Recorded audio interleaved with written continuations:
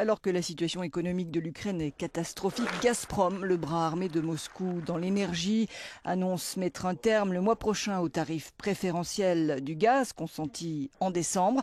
Pas une surprise, mais un sérieux coup dur. Réaction d'Arseni Yatsenyuk devant un parterre d'hommes d'affaires ukrainiens et étrangers ce matin.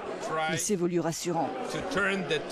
On tournera le robinet dans un autre sens, a promis le Premier ministre par intérim.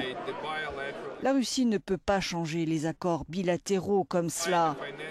Nous allons trouver les ressources financières pour payer notre dette. La Russie ne peut pas utiliser le gaz comme une arme contre l'Ukraine.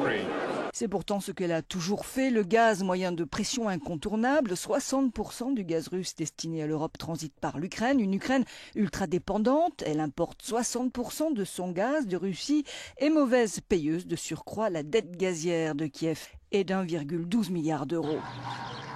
La crise qui a secoué le pays toutes ces semaines et les derniers événements en Crimée ont encore aggravé la situation économique de ce pays aux abois. La hryvnia s'échange aujourd'hui à 12 contre 1 $, soit une chute de 10% ces derniers mois. La croissance qui atteignait 4,1 en 2010 est aujourd'hui négative. La dette publique atteint 43% du PIB. Enfin, en termes de confiance des investisseurs, la Banque mondiale classe le pays 137e sur 183. Thomas Fiala dirige l'une des plus grosses sociétés d'investissement d'Ukraine.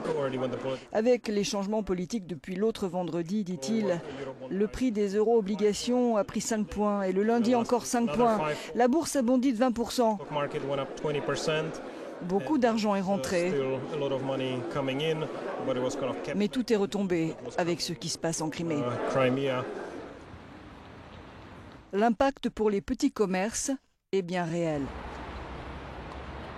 Anna Kovalenko est une jeune créatrice de mode. Sa boutique se trouve au centre de Kiev.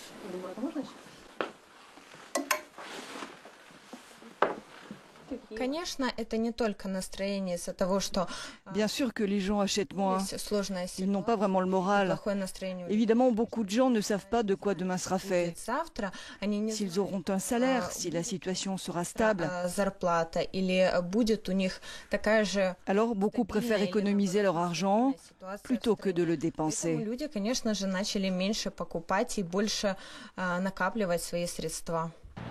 En plein bras de fer russo-ukrainien, les experts du Fonds monétaire international examinent à partir d'aujourd'hui à Kiev un plan d'aide avec les nouvelles autorités.